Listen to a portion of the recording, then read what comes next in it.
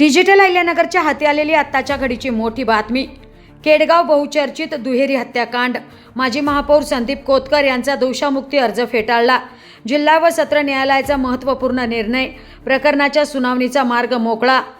राज्यात गाजत असलेला केडगाव येथील शिवसैनिकांच्या दुहेरी हत्याकांड प्रकरणात माजी महापौर तथा आरोपी संदीप भानुदास कोतकर यांचा दोषामुक्ती अर्ज जिल्हा व सत्र न्यायालय अहिल्यानगर यांनी फेटाळून लावलाय। जिल्हा व सत्र न्यायाधीश क्रमांक 5 शिंदे यांनी 21 जुलै 2026 रोजी हा आदेश दिलाय। या बहुचर्चित दुहेरी हत्याकांडाचा गुन्हे अन्वेषण विभागाकडे तपासासाठी वर्ग करण्यात आला होता। तपासादरम्यान आरोपी संदीप कोतकर यांचा गुन्ह्यात सहभाग असल्याचे प्रथमदर्शनी निष्पन्न झाल्यानंतर CIDने त्यांच्या विरुद्ध पुरवणी दोषारोपपत्र न्यायालयात दाखल केले होते। यापूर्वी औरंगाबाद खंडपीठाने आरोपीस जामीन मंजूर केला होता। दरम्यान दोषारोप निश्चितीपूर्वी आरोपी संदीप कोतकर यांनी न्यायालयात दोषमुक्तीचा अर्ज दाखल केला होता।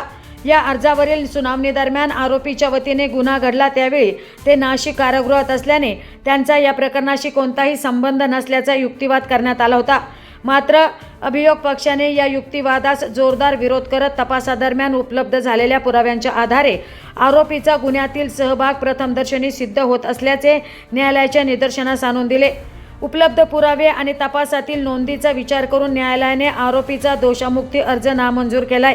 या प्रकरणात शासनातर्फे ॲडव्होकेट मंगेश दिवाने यांनी प्रभावी बाजू मांडली, तर मूळ फिर्यादी संग्राम संजय कोतकर यांच्या वतीने ॲडव्होकेट उमेश चंद्र यादव आणि ॲडव्होकेट समीर पटेल आणि ॲडव्होकेट सलमान जहागीरदार यांनी कामकाज पाहिले। दरम्यान अहिल्यानगरच्या राजकारणासह संपूर्ण राज्यात गाजत असलेल्या या निर्णयामुळे केडगाव दुहेरी हत्याकांड प्रकरण पुन्हा एकदा चर्चेच्या केंद्रस्थानी आले असून आता सर्वांचे लक्ष पुढील न्यायालयीन सुनावणीकडे लागलं आहे।